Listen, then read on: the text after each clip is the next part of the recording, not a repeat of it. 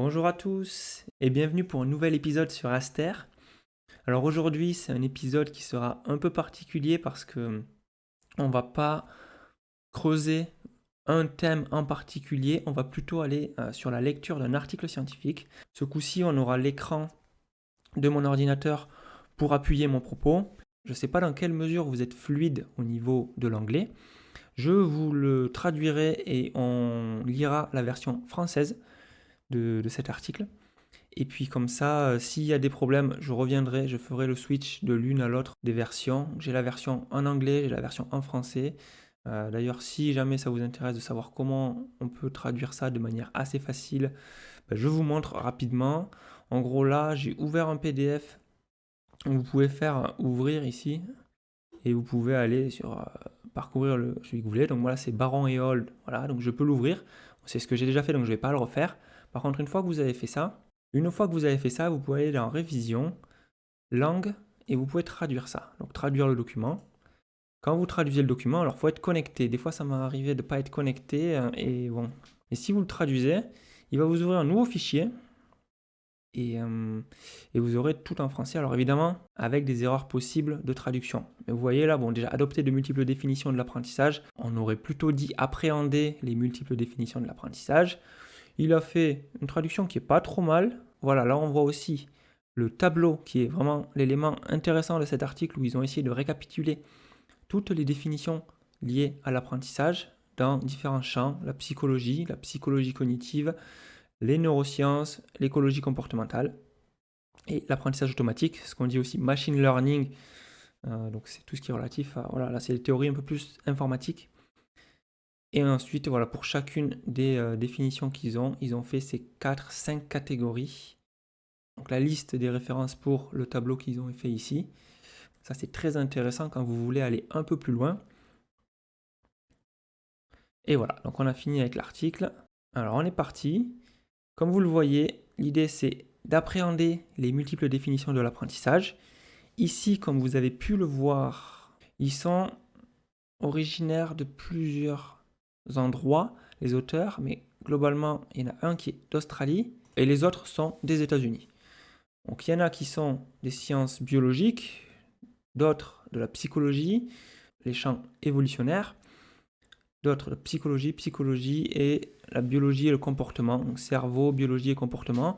Donc des approches de neurosciences, de psychologie, sciences cognitives, ça doit y être aussi, on l'a vu dans le tableau, et de psychologie évolutionnaire ou de comportements animaux.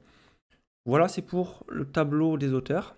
Donc ce qu'on voit avec ces différents auteurs, c'est que d'une part, on peut se dire qu'il n'y a pas de personnes issues du milieu de l'éducation ou de l'enseignement, qui auraient pu être intéressant pour l'apprentissage, ni de personnes issues de l'informatique ou de tout ce qui est l'apprentissage machine. Aujourd'hui, il faut savoir que quand vous faites une recherche sur learning, sur Google Scholar ou sur d'autres moteurs de recherche pour les articles scientifiques, vous tombez très souvent sur machine learning, deep learning, donc apprentissage machine, apprentissage profond, qui sont des apprentissages faits par des machines.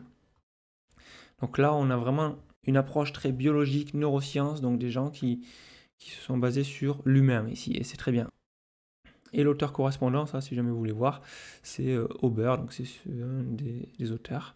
Ça, c'est quand vous voulez envoyer un message pour des informations supplémentaires, pour avoir les données qu'ils ont utilisées. Vous pouvez très bien contacter les auteurs, ici par le biais de Monsieur Aubert, voilà. C'est pas Jean-Louis, ici, c'est avec un H.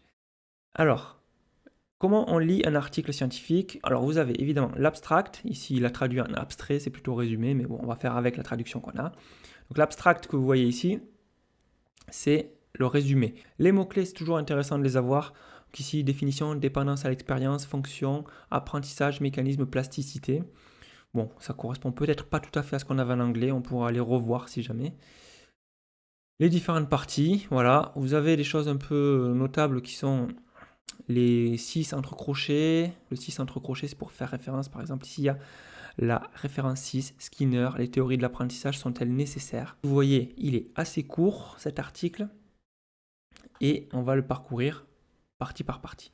Vous voyez qu'il y en a 3 parties. Les défis de la définition de l'apprentissage, l'apprentissage comme changement de comportement et apprentissage et expérience. Et il y a une dernière qui est un tout petit paragraphe qui est une perspective intégrative de l'apprentissage. Donc comment on fait pour intégrer, pour relier, assembler toutes les définitions qu'on a vues dans celui-ci. C'est parti avec le résumé.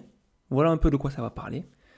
Les définitions de l'apprentissage varient considérablement d'une discipline à l'autre, en grande partie en raison des différentes approches utilisées pour évaluer son apparition.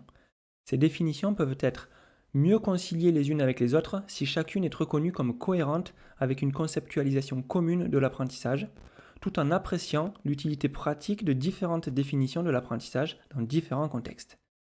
Donc ici, on voit que le but de ces auteurs, dans cet article théorique, c'est de donner une définition assez globale sans, évidemment, nier les différentes définitions spécifiques qu'on peut avoir dans chaque sous-domaine, notamment les neurosciences, la psychologie, l'écologie comportementale ou la biologie. Donc voilà un peu leur objectif et à travers les différentes parties qu'on va lire, on va voir que c'est quelque chose qu'ils ont eu à cœur de faire. Les définitions de l'apprentissage pour la première partie. Alors l'apprentissage est un axe majeur de recherche en psychologie, en neurosciences, en écologie comportementale, de théorie de l'évolution et en informatique. Donc ici vous voyez, ils essaient d'embrasser un peu toutes les disciplines qui se sont intéressées à l'apprentissage. Encore une fois, il n'y a pas les sciences de l'éducation. Ça doit être englobé dans ce qu'ils ont mis derrière psychologie. J'imagine que pour eux, c'est englobé derrière la psychologie. Ou derrière ainsi que dans de nombreuses autres disciplines. Malgré sa prévalence conceptuelle, les définitions de l'apprentissage diffèrent énormément à la fois à l'intérieur et entre ces disciplines, et de nouvelles définitions continuent d'être proposées. Quand vous avez le 1 comme ça, c'est que ça fait référence à un autre papier. Les conflits en cours sur la définition de l'apprentissage génèrent de l'incertitude quant aux limites du concept d'apprentissage et brouillent les évaluations sur les phénomènes qui constituent véritablement l'apprentissage. Donc ici, on voit que c'est pas évident d'avoir une définition claire de l'apprentissage parce qu'il y a beaucoup de disciplines qui s'intéressent. Ces différends nuisent à la collaboration transdisciplinaire et à la synthèse entre des domaines conceptuellement liés. Cependant, bon nombre des définitions utilisées par ces différentes disciplines peuvent être alignées sur un concept général commun de l'apprentissage qui peut être appliqué à toutes les disciplines en considérant l'apprentissage simplement comme le traitement d'informations dérivées de l'expérience pour mettre à jour les propriétés du système. Donc ça, c'est la définition globale qu'ils vont prendre pour essayer d'englober toutes les définitions qu'on peut avoir en neurosciences, en psychologie, en écologie comportementale, en théorie de l'évolution, en apprentissage machine, en informatique ou dans les autres domaines. Donc leur définition à eux, c'est le traitement d'informations dérivées de l'expérience pour mettre à jour les propriétés du système. Donc vous voyez, c'est vaste, il y a plusieurs termes qui sont assez généraux, comme système. On parle de quoi quand on parle système? Ici, ils vont parler de système, ça peut être le système un humain, un individu qui est un système à part entière, ça peut être un animal, ou je pense qu'ils ont mis système pour qu'on puisse aussi avoir le système informatisé par exemple. Donc un algorithme ou un programme informatique peut aussi être un système. Dérivé de l'expérience, donc ce sera la vue, l'ouïe, l'odorat, le goût, et pour mettre à jour les propriétés du système. Ça veut dire qu'il va y avoir une mise à jour, alors c'est très vocabulaire... C'est un vocabulaire très imprégné de l'informatique et de la cybernétique parce que l'apprentissage aujourd'hui et les concepts de psychologie ou de sciences cognitives ou de neurosciences, souvent elles empruntent un peu le vocabulaire entre elles. Et c'est ce qu'on voit quand on parle d'intelligence artificielle par exemple. C'est clairement, l'intelligence était avant dédiée aux humains et maintenant on accepte de parler d'intelligence pour des machines. Bon nombre de ces définitions ont également une utilité pratique évidente, en ce sens qu'elles reflètent une variété d'approches permettant de déterminer si et comment l'apprentissage a eu lieu.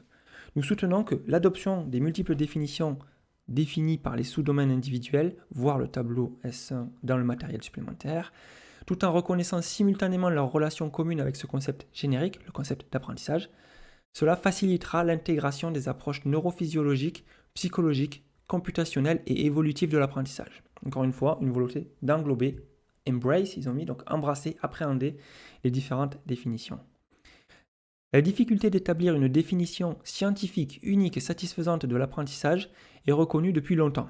Bon, voilà, souvent on dit on fait l'historique, voilà, on sait que c'est pas évident de définir l'apprentissage. C'est peut-être en raison de cette difficulté que de nombreux manuels contemporains de psychologie et de neurosciences évitent complètement de définir l'apprentissage, préférant plutôt expliquer des sous-types expérimentaux spécifiques d'apprentissage, tels que le conditionnement opérant ou l'accoutumance, pour lesquels il est plus facile d'offrir une définition étayée expérimentalement. Encore une fois, se référer au tableau 1. Pour les notions de conditionnement opérant, vous pouvez aller voir ce qui a été fait. C'est les travaux de Pavlov, Skinner et la suite sur le comportementalisme, le behaviorisme en anglais. L'accoutumance, je pense que ça parle de soi. Je continue. L'une des faiblesses de cette approche, bien sûr, est qu'elle décourage l'engagement dans la complexité du concept d'apprentissage et ses manifestations dans différents domaines d'études. Ici, ils mettent en avant le problème que juste s'en tenir aux conceptions expérimentales de ce qu'est l'apprentissage, de ce qu'on peut mesurer, ça ne nous permet pas d'aller creuser plus loin, et ça, c'est dommage. Vous verrez, c'est souvent le cas dans les articles scientifiques, on pointe du doigt les lacunes, les manques, les trous. Donc ici, ils disent, c'est un peu dommage de n'utiliser que les métriques expérimentales. Bien que les définitions spécifiques de l'apprentissage puissent varier considérablement d'un domaine à l'autre et même à l'intérieur d'un même domaine, la plupart des considérations théoriques contemporaines sur l'apprentissage le considèrent comme une mise à jour structurée des propriétés du système basée sur le traitement de nouvelles informations. Donc ils nous rappellent la définition qu'ils ont pris et qu'ils vont utiliser pour cet article. Ce concept d'apprentissage peut s'appliquer à toutes les disciplines. Cela n'implique pas nécessairement des états mentaux spécifiques, des processus cognitifs ou un traitement par les neurones. Il ne limite pas l'apprentissage à des cerveaux complexes. L'apprentissage peut être instancié dans des machines ou des arcs réflexes. Il met l'accent sur le fait que l'apprentissage n'est pas un changement de comportement. Cependant, les changements de comportement, les systèmes neuronaux ou d'autres éléments de la performance d'un système peuvent tous être des méthodes expérimentales utiles et pratiques pour évaluer si l'apprentissage a lieu. Donc ils nous disent que leur définition, elle englobe les différentes définitions préexistantes en disant que c'est suffisamment vague pour que ça puisse englober à la fois les cerveaux biologiques et les intelligences artificielles, que ça puisse à la fois inclure les changements de comportement, mais que ce ne soit pas réduit à un changement de comportement. Voilà un peu ce qu'ils nous disent. Malgré ce consensus conceptuel général sous-jacent, il existe un large éventail de définitions très précises de l'apprentissage qui varient d'une discipline à l'autre. Ces variations résultent souvent des efforts du scientifique expérimental. Parce que l'apprentissage est un concept de traitement de l'information, il peut rarement être mesuré directement. Au lieu de cela, on en déduit souvent qu'il a eu lieu par des changements dans les propriétés ou les performances du système, qu'ils soient biologiques, artificiels ou virtuels, informatiques. Pour cette raison, une série de définitions pragmatiques de l'apprentissage délimite le concept de manière à ce qu'il puisse être abordé expérimentalement. Beaucoup définissent l'apprentissage comme un changement de comportement et certains définissent l'apprentissage comme des changements dans les mécanismes qui permettent le changement de comportement. Ces définitions pragmatiques varient d'une discipline à l'autre et ont du mérite et de l'utilité dans différentes circonstances expérimentales. En appréciant les avantages situationnels de ces différentes perspectives et en décrivant comment le terme est employé dans un contexte spécifique, les spécialistes de l'apprentissage peuvent minimiser la confusion au sein des domaines d'études et faciliter l'application significative des études sur l'apprentissage dans toutes les disciplines. Donc on voit que ça a des avantages aussi de s'en tenir juste à ces composantes comportementales. Et c'est pour ça que là, ils vont nous développer un petit peu l'apprentissage comme changement de comportement. L'apprentissage est communément défini comme un changement de comportement. Dès le début, Skinner, qui est quand même assez connu dans le monde du behaviorisme, du comportementalisme, Skinner a promu cette approche en faisant valoir que parce que l'apprentissage est généralement déterminé par l'évaluation du changement de comportement, définir l'apprentissage comme le changement de comportement ou le résultat comportemental modifié en soi élimine le besoin d'inférences spéculatives sur les processus sous-jacents, les processus cachés. Bon, ici c'est une longue phrase pour expliquer que, en gros, si on ne peut pas savoir ce qui se passe en arrière-plan, autant s'en tenir au changement de comportement comme critère d'évaluation. C'est ça que ça veut dire. De même, De Hoover a plus récemment plaidé pour définir l'apprentissage comme un changement de comportement parce que cette approche fonctionnelle est plus vérifiable et généralisable que les définitions mécanistes qui nécessitent une connaissance directe des processus internes. Là encore, définir l'apprentissage comme un changement de comportement, c'est pratique, entre guillemets, et c'est pratique au niveau expérimental parce que ça ne nous oblige pas à aller chercher quels sont les mécanismes sous-jacents qu'il y a derrière. Je reprends. Les définitions fonctionnelles similaires de l'apprentissage sont plus courantes dans les disciplines qui se concentrent sur l'évolution des résultats comportementaux et leurs conséquences, y compris la recherche évolutionniste et écologique. C'est ce qui fait référence à l'écologie comportementale. Il y avait une une des chercheuses qui est sur ces sujets-là. Par exemple, les modèles mathématiques de l'évolution, qui incluent les changements de comportement dus à l'apprentissage, adoptent le plus souvent une approche fonctionnelle et définissent l'apprentissage comme un changement de comportement car, plutôt que d'être préoccupés par des processus physiologiques sous-jacents, ils s'intéressent aux effets ultimes sur la fitness des changements phénotypiques causés par l'apprentissage. La fitness, on peut parler d'adaptabilité. L'apprentissage peut être modélisé simplement comme un héritage non génétique, par exemple l'apprentissage de chansons par les parents, ou comme la plasticité intragénérationnelle d'un phénotype comportemental, par exemple l'apprentissage de chansons par des pairs. Alors ici, cette phrase est un peu complexe, donc quand on dit qu'il peut être modélisé simplement comme un héritage non génétique, donc ça c'est assez clair, mais comme la plasticité intragénérationnelle d'un phénotype comportemental, ça va être la capacité à être modifié. Un phénotype comportemental, c'est un comportement, on peut le réduire à ça. Donc ici, par exemple, les chansons, le fait de chanter. Il parle de chansons parce que c'est relatif aux études sur les oiseaux souvent, aux études de comportement chez les oiseaux. Donc l'apprentissage de chansons entre pairs ou l'apprentissage de chansons par les parents. Donc ici qui serait un héritage non génétique parce que ça ne passe pas par les gènes. Notamment, bien que ces modèles fassent peu d'hypothèses sur les mécanismes, ils contribuent néanmoins à la compréhension mécaniste de l'apprentissage, de sa distribution écologique et de ses conséquences évolutives. Cependant, définir l'apprentissage comme un changement de comportement souffre de limites importantes. Domjean, c'est un auteur, par exemple, a fait valoir que lorsque l'on définit l'apprentissage comme un comportement altéré, un changement dans le comportement, il est à la fois pratiquement et philosophiquement difficile de démêler quelle part d'un changement de comportement donné résulte de l'apprentissage et quelle part peut résulter d'autres facteurs, tels qu'une altération de la motivation, des changements physiologiques ou une fatigue, une maturation ou des dommages musculaires. Donc là, ce qu'ils disent, c'est qu'on n'arrive pas, avec juste le critère changement de comportement, on n'arrive pas à savoir si c'est dû à l'apprentissage ou à d'autres facteurs. Pour cette raison, certaines définitions de l'apprentissage exigent des changements dans les mécanismes physiologiques spécifiques qui soutiennent l'apprentissage, afin de clarifier la distinction entre apprentissage et d'autres causes possibles de changement de comportement, par exemple une entorse à la cheville et une marche plus lente par la suite. Et c'est sûr que si vous avez mal à la cheville, vous allez sûrement marcher moins vite, ça c'est possible. Et ce ne sera pas dû à un apprentissage, c'est ça qu'il veut dire. La limite de ces définitions mécanistes est qu'elles nécessitent l'identification et la mesure des mécanismes physiologiques sous-jacents de l'apprentissage. En conséquence, de telles définitions de l'apprentissage sont fréquentes dans les sciences psychologiques et neuronales. En tant que stratégie alternative pour distinguer les effets de l'apprentissage des autres facteurs qui pourraient affecter le comportement, les auteurs associent souvent divers compléments aux définitions comportementales de l'apprentissage pour contraindre la définition. Donc l'idée, c'est qu'ils rajoutent des morceaux pour dire apprentissage, ceci, apprentissage, cela. Bon nombre de ces qualificatifs sont négatifs, ce qui donne lieu à de longues discussions sur les formes de changement de comportement qui ne reflètent pas l'apprentissage.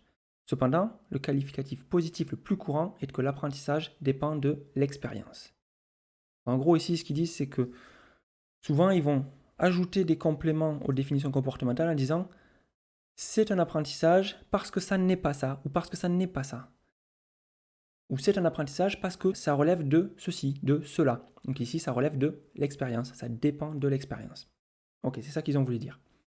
Et c'est pour ça qu'on arrive à la troisième partie qui parle de apprentissage et expérience. L'expérience est fortement liée au concept d'apprentissage parce que l'expérience est supposée être la source de l'information qui est apprise. Alors que l'expérience fait partie de la plupart des définitions de l'apprentissage, il est rare de trouver une définition scientifique de l'expérience ou une discussion sur ce qu'est l'expérience. De plus, les définitions qui existent récapitulent les imprécisions de certaines définitions de l'apprentissage. Par exemple, l'expérience a été définie comme un événement environnemental qui est perçu par un organisme et qui peut modifier le comportement. Donc là, on voit qu'on retrouve en fait la définition de l'apprentissage. Donc c'est le serpent qui se mord la queue un peu. Cependant, l'expérience d'un bruit surprenant peut affecter une réponse comportementale sans que cette réponse ne soit considérée comme un apprentissage. Ainsi, l'apprentissage peut dépendre de l'expérience, mais toutes les expériences ne sont pas apprises. De plus, L'exigence selon laquelle l'événement doit être perçu par l'organisme pour être considéré comme expérience a été critiquée pour des raisons fonctionnelles parce qu'elle brouille la frontière entre la sensation d'événements environnementaux détectables et l'inférence du traitement cognitif. Ceci est particulièrement problématique pour la recherche sur le comportement animal qui suppose fréquemment mais ne teste pas les états mentaux et les événements internes pour les animaux non humains. Parce que c'est difficile et qu'on ne peut pas avoir accès à ce qu'ils ont dans leur conscience, donc c'est pour ça que souvent on ne va pas tester. Ces problèmes sont atténués si l'expérience est considérée comme une simple source d'information. Considérée sous cet angle, l'expérience ne présuppose pas d'événements mentaux particuliers. Est-il nécessaire de savoir ce qui a été vécu pour affirmer qu'il y a eu apprentissage ? Comme Rescorla l'a clairement fait valoir, il peut être très trompeur de supposer, plutôt que de tester explicitement, ce que l'on apprend de toute expérience. Par exemple, les théoriciens du conditionnement classique considéraient à l'origine l'apprentissage comme un processus par lequel une réponse comportementale se transférait à un stimulus conditionné, alors que la perspective contemporaine reconnaît le conditionnement classique comme l'apprentissage de la relation entre les stimuli, un changement radical de perspective par rapport à ce qui est appris dans le conditionnement classique. Pour un petit nombre de protocoles de neurosciences de laboratoire établis avec des systèmes, modèles et une présentation contrôlée des stimuli, il y a eu une bonne analyse expérimentale de ce qui est appris. Cependant, pour les données éthologiques ou écologiques sur l'apprentissage dans la nature, il est souvent difficile de savoir quels événements environnementaux sont importants pour l'animal, lesquels transmettent des informations ou précisément ce qui a été appris. Bien que les termes dépendance à l'expérience, plasticité comportementale et changement de comportement induit apparaissent de plus en plus à la place de l'apprentissage, nous pensons que ce n'est pas constructif. Il n'y a aucune raison impérieuse de limiter l'utilisation du mot apprentissage aux situations où la nature de l'expérience est connue ou présumée. Cela entraînerait de graves erreurs d'interprétation et inhiberait les synthèses transdisciplinaires de l'apprentissage en fragmentant la discussion de phénomènes clairement liés. Ici, on le voit, leur idée, c'est encore une fois de critiquer le fait de segmenter les différentes définitions, de les spécialiser à certains domaines et de ne pas pouvoir généraliser ou d'en parler de manière transdisciplinaire. Et ils finissent avec cette dernière partie, donc une perspective intégrative de l'apprentissage. L'idée ici, c'est de voir qu'est-ce qu'on peut en faire. Ils vont rappeler la définition qu'ils ont donnée et qui essaie d'englober toutes les autres.